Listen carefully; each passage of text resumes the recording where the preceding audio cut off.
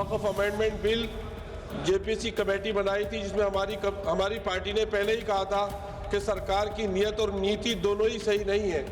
6 महीने का टाइम मिला। उम्मीद पोर्टल पे 30% ओनली वक्फ जायदादों का, मदरसों का, मस्जिदों, कब्रिस्तानों का रजिस्ट्रेशन हुआ है। 70% वक्फ जायदादों का रजिस्ट्रेशन नहीं हुआ है।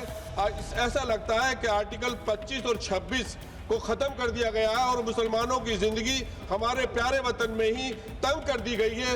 वो लोग जिनके पुरखों ने आज़ादी की लड़ाई लड़ी थी, मौलाना अरशद मदनी, वो कह रहे हैं कि जुल्म और नाइंसाफी के खिलाफ लड़ना, शायद हमें दोबारा लड़ना पड़ेगा और जिहाद करना पड़ेगा। मैडम, एक जुल्म की एक बर्दाश्त होती है और जब बर्दाश्त खत्म हो जाती है तो जुल्म। धन्यवाद। माननीय सदस्य श्री मोहिबाबुल्ला जी।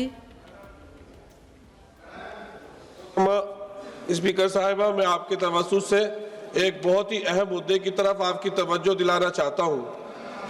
वक्फ अमेंडमेंट बिल जेपीसी कमेटी बनाई थी, जिसमें हमारी पार्टी ने पहले ही कहा था कि सरकार की नीयत और नीति दोनों ही सही नहीं है। 6 महीने का टाइम मिला। उम्मीद पोर्टल पे 30% ओनली वक्फ जायदादों का, मदरसों का, मस्जिदों, कब्रिस्तानों का रजिस्ट्रेशन हुआ है। उस पर भी सर्वर डाउन चल रहा है और वो डेट खत्म हो गई है। 70% वक्फ जायदादों का रजिस्ट्रेशन नहीं हुआ है। ऐसा लगता है कि आर्टिकल 25 और 26 को खत्म कर दिया गया है और मुसलमानों की जिंदगी हमारे प्यारे वतन में ही तंग कर दी गई है, जिसकी वजह से माननीय स्पीकर साहिबा, वो लोग जिनके पुरखों ने आज़ादी की लड़ाई लड़ी थी, मौलाना अरशद मदनी, वो कह रहे हैं कि जुल्म और नाइंसाफी के खिलाफ लड़ना, शायद हमें दोबारा लड़ना पड़ेगा और जिहाद करना पड़ेगा। आखिर कब तक मुसलमानों को इस तरह से दबाया जाता रहेगा मुल्क में? मैडम, एक जुल्म की एक बर्दाश्त होती है और जब बर्दाश्त खत्म हो जाती है तो जुल्म। धन्यवाद। माननीय सदस्य श्री मोहिबाबुल्ला जी। स्पीकर साहिबा, मैं आपके तवज्जुह से एक बहुत ही अहम मुद्दे की तरफ आपकी तवज्जो दिलाना चाहता हूँ।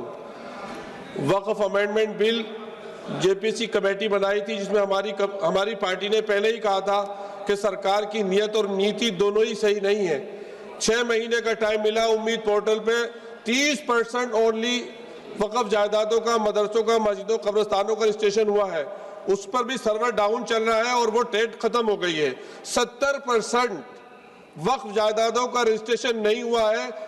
ऐसा लगता है कि आर्टिकल 25 और 26 को खत्म कर दिया गया है और मुसलमानों की जिंदगी हमारे प्यारे वतन में ही तंग कर दी गई है, जिसकी वजह से माननीय स्पीकर साहिबा, वो लोग जिनके पुरखों ने आज़ादी की लड़ाई लड़ी थी, मौलाना अरशद मदनी, वो कह रहे हैं कि जुल्म और नाइंसाफी के खिलाफ लड़ना, शायद हमें दोबारा लड़ना पड़ेगा और जिहाद करना पड़ेगा।